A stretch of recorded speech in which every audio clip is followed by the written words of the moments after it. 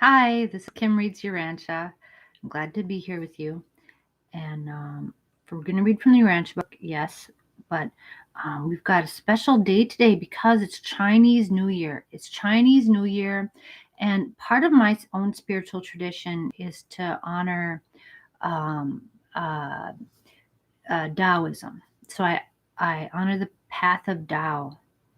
And so I'm also going to read to you from the Tao Te Ching, and we're going to do an I Ching reading. So exciting stuff. First, we have 365 Days of Walking the Red Road by Terry Jean.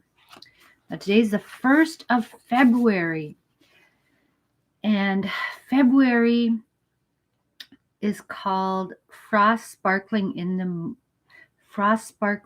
Sun Moon, and that's what the Arapahoes call February. The frost sparkling in the sun moon.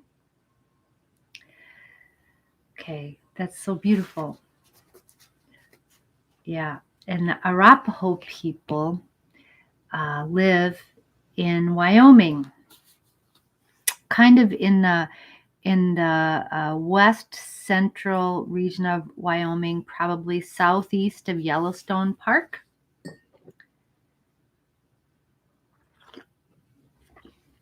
So, so thank you. The Arapaho name for this month is very fitting. Okay, and we're going to go on ahead and read about the Red Road ethic number 2 is honor Mother Nature. Mother Nature is not for us. She is part of us, and we, like everything else that lives and breathes upon her, are her children. Your own direct connection with Mother Earth is to be encouraged daily. Paint her portraits, swim in her waters, and tend to her flowers. Stroll through her glorious forests, and care for her many children. All plants, all people, and all animals are her children. We must live according to her principles and choose not to pollute her body.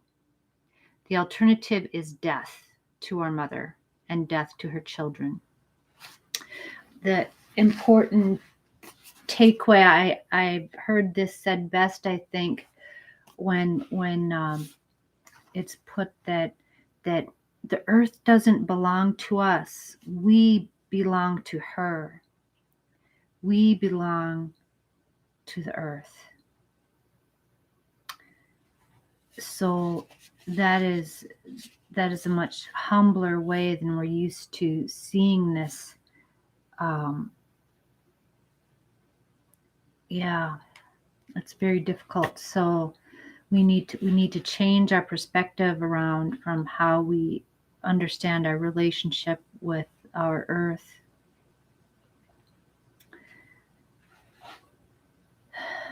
Okay.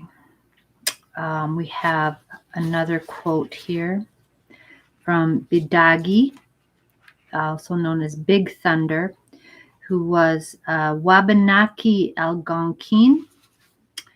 And he lived, see, I can't get a fixed date on when he lived. It says the 1900s, probably the early 1900s.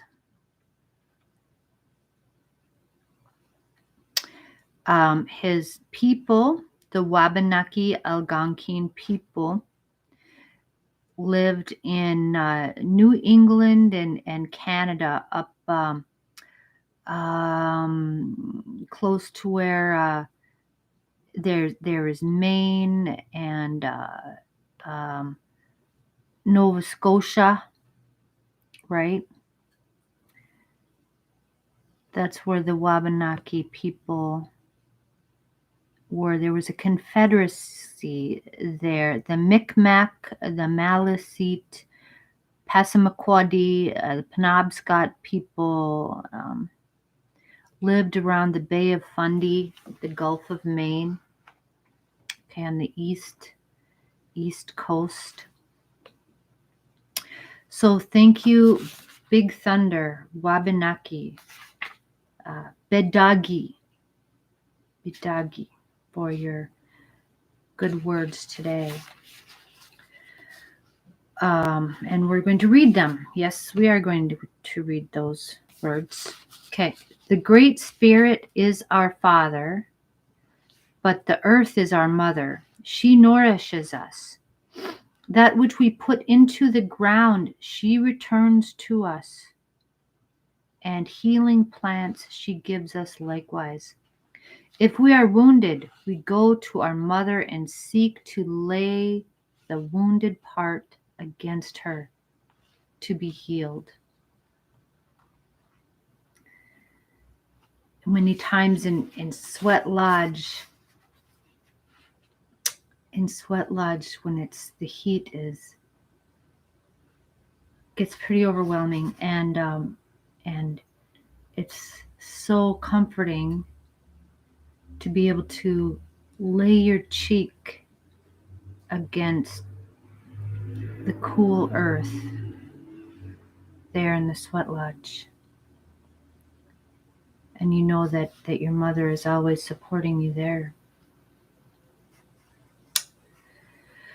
Okay, we're going to go ahead and it's February 1st, and we're also going to honor today Chief Joseph of the Nez Perce people. Chief Joseph lived from 1840 to 1904. He was also known as Hinmatuya Latkekt. Hinmatuya Latkekt. Nez Perce. The Nez Perce people lived in central Idaho, north of Boise. They still live there. I always say lived. They still live there. Okay, and they hunted the salmon in the rivers there. The name of the Nez Perce, traditionally, what they call themselves is the Nimipuu, the people, the Nimipuu. Okay, Chief Joseph says today, the earth is the mother of all people, and all people should have equal rights upon it. Right. It's the mother of all people. So how could one son say that, no, mother only wants to hug me? You're not allowed to hug mother today. But that's kind of what we're doing when we're keeping our mother from other people, and we're not sharing her bounty. We're claiming, we have no claim to mother.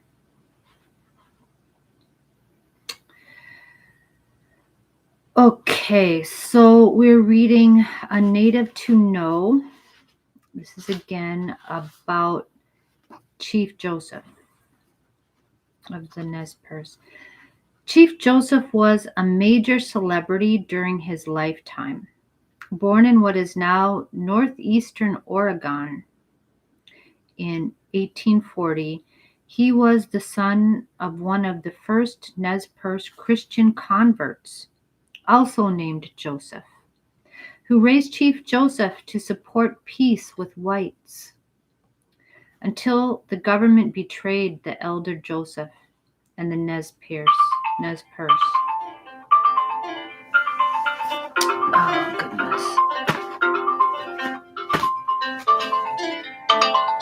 Sorry. Having to do that again. Chief Joseph was a major celebrity during his lifetime. Born in what is now northeastern Oregon in 1840, he was the son of one of the first Nez Perce Christian converts, also named Joseph, who raised Chief Joseph to support peace with the whites until the government betrayed the elder Joseph and the Nez Perce. Chief Joseph succeeded his father's position in 1871. No. Okay, after several skirmishes and difficulties with the U.S. government, he became an eloquent speaker against injustice and inequality and spoke in support of the freedom of the native people. Yeah, because he could see. So he's even raised to be, Christian convert, and we have to have peace with the whites. Well, but they won't give you peace. If they don't give you peace, you have to speak. You have to. You have to stand. Live free or die. Okay. Thank you, Chief Joseph, for your wisdom and for all that you've done to support Native rights during your lifetime. And may your spirit live on with us. Okay. Now we're going to dive into Lao Tzu, also one of my favorite things. Okay, this translation, this is the Tao Te Ching, translated by Ralph Allen Dale. Photographs by John Clear. Okay, so and part of what I love about this book is the photos. They're in black and white, and they're just very, I don't know, like this here. Okay, it's water clashing up against rocks, and it's just beautiful in its detail and stark imagery, and it's so appropriate that it's black and white. These photos are in black and white because the yin yang is dark and light, but that brings everything. We have to remember, like black and white, in a way, they're kind of black is all colors together, but they're absorbing the light, right? When we blend all the colors of the rainbow together, it makes white light. So in a way, both black and white are all the colors together. Black is a color that absorbs all light, and white is the color that gives off all light, that radiates all illumination. So the first chapter of the Tao Te Ching here, Ralph Allen Dale has named Transcending. So I'll read this to you. The Tao that can be told is not the universal Tao. The name that can be named is not the universal name. In the infancy of the universe, there were no names. Naming fragments the mysteries of life into 10,000 things and their manifestations. Yet mysteries and manifestations spring from the same source, the great integrity, which is the mystery within manifestation, the manifestation within mystery, the naming of the unnamed, and the unnaming of the named. When these interpretations are in full attendance, we will pass the gates of naming notions in our journey toward transcendence. Okay, so this thing about the name, whatever you can say isn't the real thing. It's just a representation of that thing that you're trying to relate to. So when we use language, we have to remember this. We can't lose touch with that. That when we name the Tao, that's not really the Tao. Okay? When the universe was beginning, when the infancy of the universe, there were no names. But then we named everything. And it was like splitting everything apart, because when you have a name, it kind of isolates you, like, from being something else. So that person is a doctor, they are not a lawyer. Although you could be, theoretically, you could be a doctor and a lawyer, but no, you're drawing attention to this part that you're naming and away from the other aspects of the person.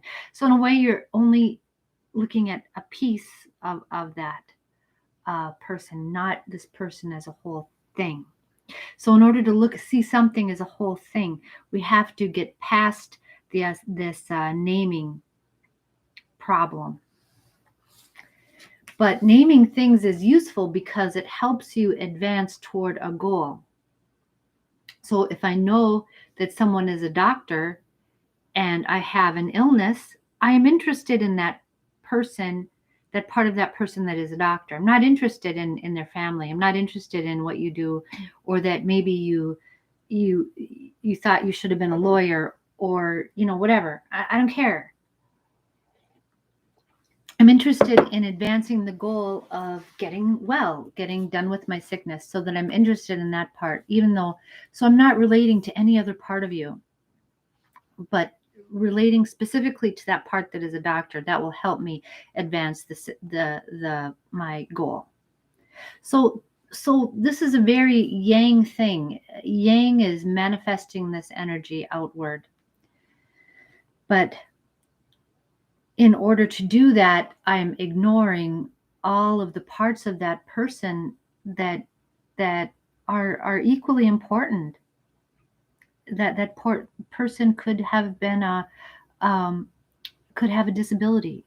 That person who is a doctor, who has the answer to my illness, they could be grieving something horribly.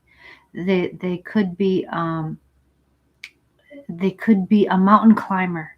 They could be have acted in a famous film, or they could have a mortgage to pay. They could have a loved one who they're struggling with problems in a relationship. There's so many things that are more important, to that person than just them being what you want them to be at that moment. But that's what we see, and that's how we address our problems. And that's very left brain oriented stuff. Okay, the yin, seeing that person as a whole, or seeing that thing. Okay, when I look at this table, I see a piece of wood with that's flat on top. That's how your right brain would see it. A piece of wood with 4 things sticking out of it, and then or my that's my left brain, kind of, or my right brain sees things in the holistic manner. Okay, so we have to get past this in order to appreciate life and each other as we really are, and to see life as it really is. We have to get past the naming principle. Okay, so, and this is a problem because we're a left brain society. Everybody's right-handed, left-brained. So we use our left brain more, which is a problem, because in doing that, we only see what we want to see instead of things how they actually are. That's a serious problem that I believe confronts our society. So, okay. The manifestation within the mystery. So the mystery is the yin. The great integrity is both the yin and yang woven together, which is the mystery within the manifestation. The yin is this mystery, this thing of seeing everything as it is, and realizing that we don't know everything. There's so much we don't know. What I know is like only small fragments. The manifestation is those fragments. That's the yang part. So there's all these little pieces of names and little things floating around in this soup of mystery. And the whole thing nourishes us if we allow it, if we just take it in, appreciate it for what it is. Use your names, but then when you're done, when you've accomplished your goal, you put the name down. Like if you have some letters behind your name, PhD or whatever, use them when you're acting in that formal capacity, when you're among your colleagues and or have to use those credentials in order to meet your goals or help other people meet their goals. Use them. When you're at a dinner party, when you're at home, put those letters down because you don't need them.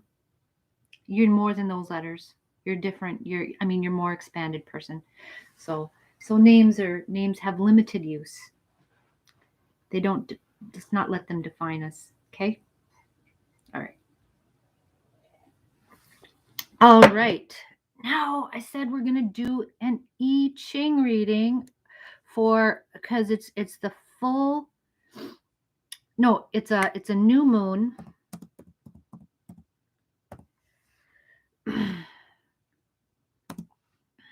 Yeah. Excuse me. Okay. I Ching online reading. So here. Okay, excuse me. We're getting into so many different things here today. Okay, so I just want to know, yeah. I just want to know, don't do this. What is this thing?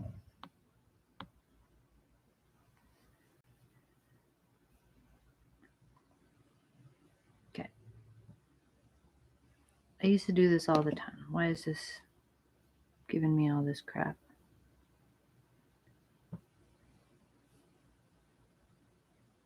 Okay. I just want to know. Okay, what do the people listening to me need to know today?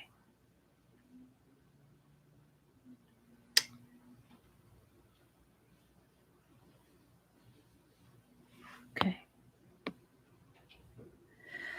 We are just going to throw the coins virtually to see what's important for us to know in the world today for this new moon in the sign of Aquarius. It is, and on this Chinese New Year, Tuesday, February 1st, 2022. Okay, so we have Hexagram 62. So Hexagram 62 is the mountain down here on the bottom, and yeah, Xiao Kyo, lying low. Thunder is high on the mountain. Okay, so thunder is above, the mountain is below. Thunder is high on the mountain. Active passivity. The superior person is unsurpassed in his ability to remain small. In a time for humility, he uplifts with somber reverence. In a time of want, he is resourcefully frugal. When a bird flies too high, its song is lost. Rather than push upward now, it is best to remain below. This will bring surprising good fortune if you keep to your course. Okay, so I'm going to make just a note of this one. Hold on. Make a note of this. Okay, situation analysis. There is no profit to striving here. To be content with oneself is the greatest success imaginable. The enlightened person has nothing to prove to himself or others. and thus may always operate from a position of sincerity with no pretense or posturing. His humility is guileless simplicity. His mourning is selfless compassion. His frugality is an unshakable faith that he is but a conduit, letting what is needed flow through him to others with no loss to himself. Okay, that's really beautiful. So during this time here, and I'm just going to show you this image. Okay, so this is Hexagram. See, this is February 1st, 2022. So this is Hexagram 62, which is called Lying Low. And this picture of this, okay, right? Okay.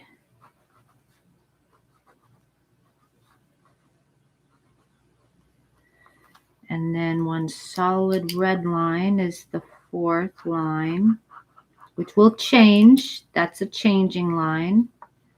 Okay, and then the solid.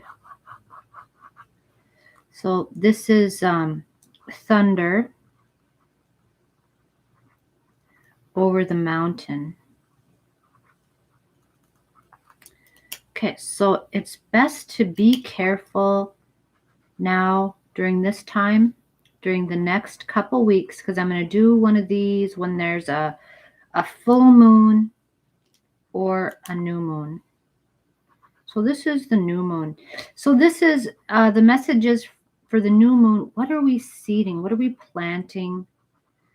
What do we want to change or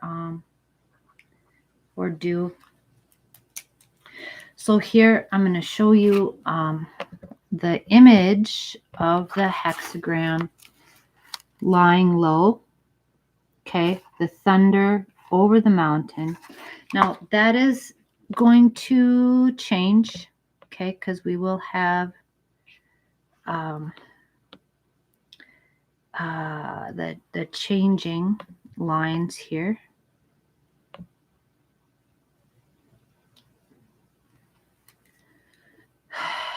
Okay, the rousing thunder.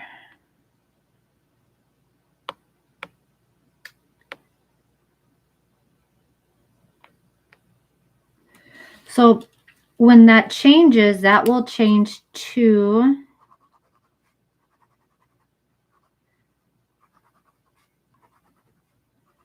earth.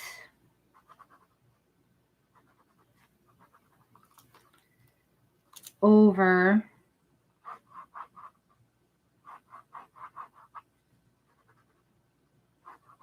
what is this one? I forgot.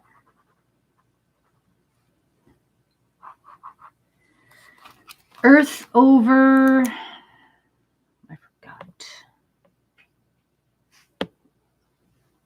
While in hexagram ta quo,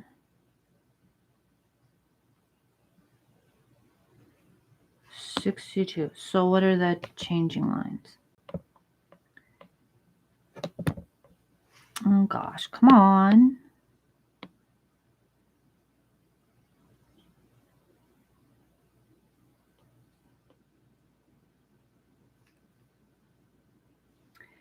And transformed hex tab, you can click through the corresponding classic translation. Oh, here we go. Transformed hex. There it is. Hexagram lines. Okay, there's two changing lines. Okay, here we go.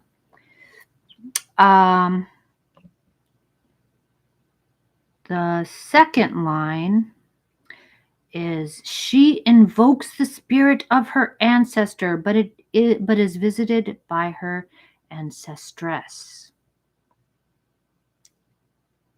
He heads straight for the prince, but is intercepted by the minister, so it is best. Okay, so this is that something unexpected happens but it's okay. It's okay. Okay, line 4. This prize you have strived for could be the end of you. Wake up to its danger and you will prevail. So give up striving for what you think you need. So this is changed to Hexagram 46, upward mobility. Okay. And this is, what is this one again? Hexagram 46.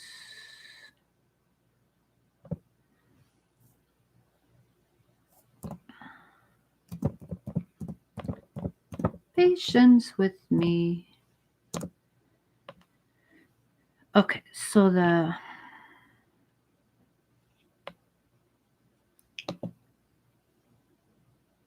yeah.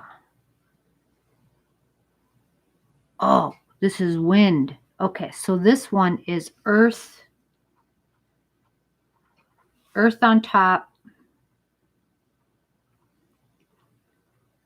and wind on the bottom. So the wind is blowing under the earth. So that seems to me like kind of dusty. I don't know. What do you think? Yeah. The wind or the wood. The wood is underneath the earth. Okay, let's go back to this. Okay, so this is called upward mobility. Hexagram 46. So if we're able to stay humble and do the lying low, the situation will change. So upward mobility, beneath the soil, the seedling pushes upward toward the light. Right, because this is wood. It's more like wood. I'm going to say wood instead of wind. Wood. The seedling pushes up towards the light. To preserve his integrity, the superior person contents himself with small gains that eventually lead to great accomplishments. Supreme success, have no doubts. Seek guidance from someone you respect. A constant move toward greater clarity will bring reward. Situation analysis. Okay, you are progressing, rising inch by inch towards certain success. What makes this assured is your refusal to tilt headlong toward your goal, slamming into obstacles and going mad with frustration. You have a clear map before you of the steps necessary to reach your objective. With faithful patience and a careful conservation of personal energy and resources, you will run this long, slow distance. Okay, so this uses translation by Richard Wilhelm. Again, earth is over the wind, pushing upward has supreme success.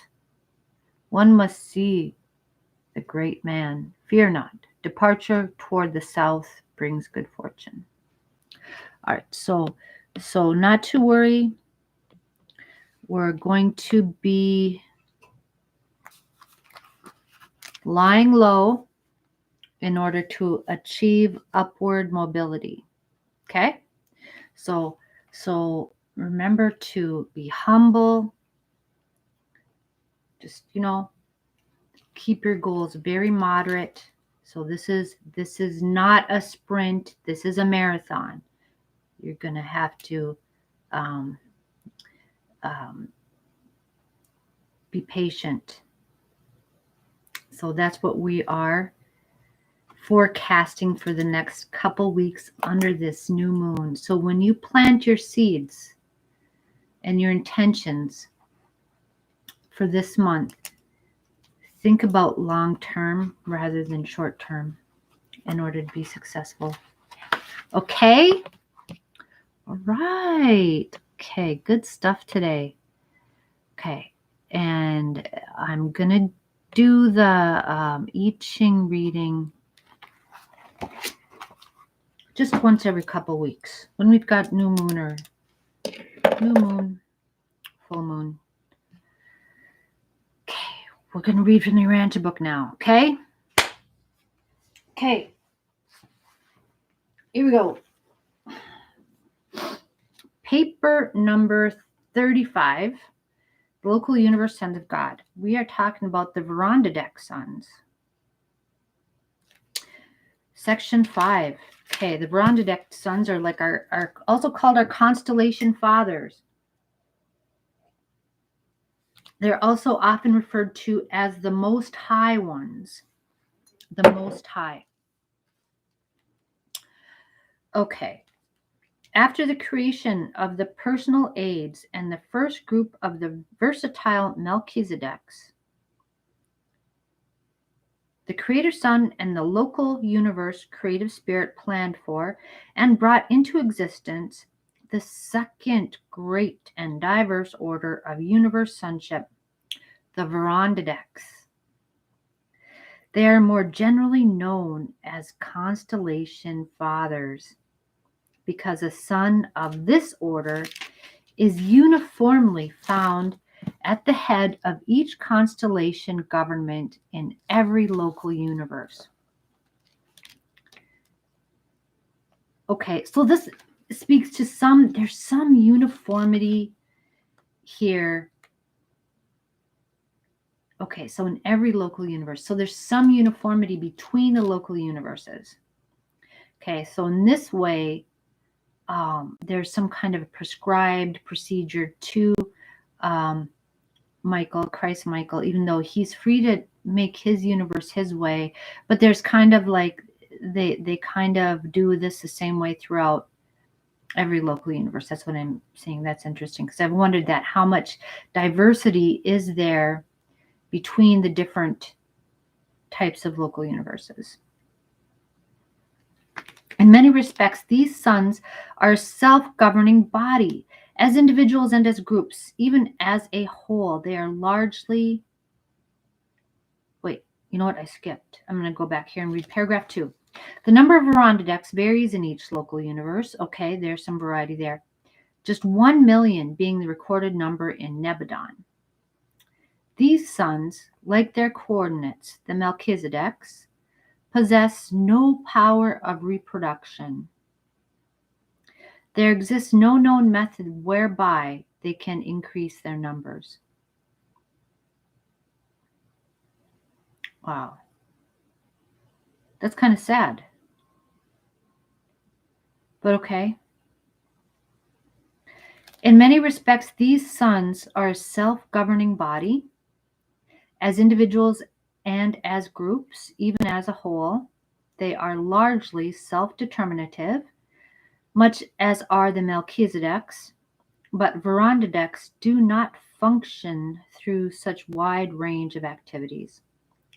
They do not equal their Melchizedek brethren in brilliant versatility, but they are even more reliable and efficient as rulers and far-seeing administrators. Neither are they quite the administrative peers of their subordinates, the Lanonadek system sovereigns. But they excel all orders of universe sonship in stability and purpose and in divinity of judgment. Okay, so they've got their own... Okay, so Lanonadeks are system sovereigns and are more administrative. This order, the Vorondadeks, are judgment. Their judgment is better even than the Melchizedeks, because remember it said Melchizedeks do err in judgment on occasion. Okay. Melchizedeks are versatile though. Okay. Although the decisions and rulings of this order of sons are always in accordance with the spirit of divine sonship and in harmony with the policies of the Creator Son, they have been cited for error to the Creator Sun. So that they do err, their local universe. So they're not, so they have been cited for error to the Creator Sun. And in details of technique, their decisions have sometimes been reversed on appeal to the superior tribunals of the universe. Okay, so these are like state Supreme Courts, but here the universe is like the Supreme Court, right? The universe tribunals on super universe, okay, of the universe. Okay, but these sons rarely fall into error, and they have never gone into rebellion. Never in all the history of Nebadon has a Vorondadek been found in contempt of the universe government. Okay, that's good to know. The service of the Vorondadeks in the local universes is extensive and varied. They serve as ambassadors to other universes and as consuls representing constellations within their native universe. Of all orders of local universe sonship, they are the most often entrusted with the full delegation of sovereign powers to be exercised in critical universe situations.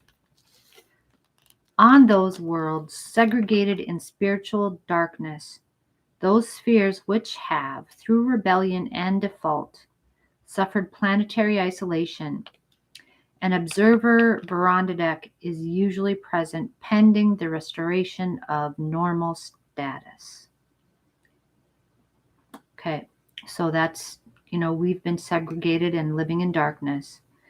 So there's a Vorondadek is usually present there.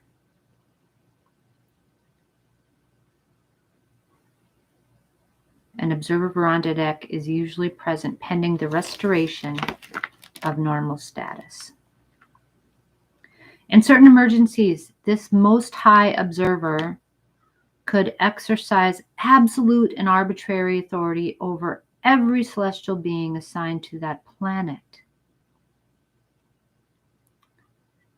It's kind of like real emergency, like it is a record on Salvington that the Vorondadeks have sometimes exercised such authority as most high regions of such planets.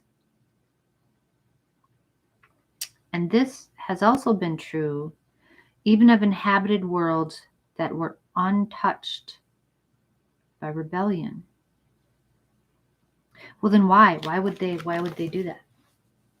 And I don't know, it doesn't say whether they did that here or not. I don't know. It doesn't say. Often a corps of 12 or more Vorondadek Sons sits en banc as a high court of review and appeal concerning special cases involving the status of a planet or a system. But their work more largely pertains to the legislative functions indigenous to the constellation governments. As a result of all these services, the Vorondadek Sons have become the historians of the local universes. They are personally familiar with all the political struggles and the social upheavals of the inhabited worlds. Okay, very good. I'm glad that they're on it. All right. Well, thank you for staying with me today. And everything's good. Okay. Love you very much. Have a really good day. See you later.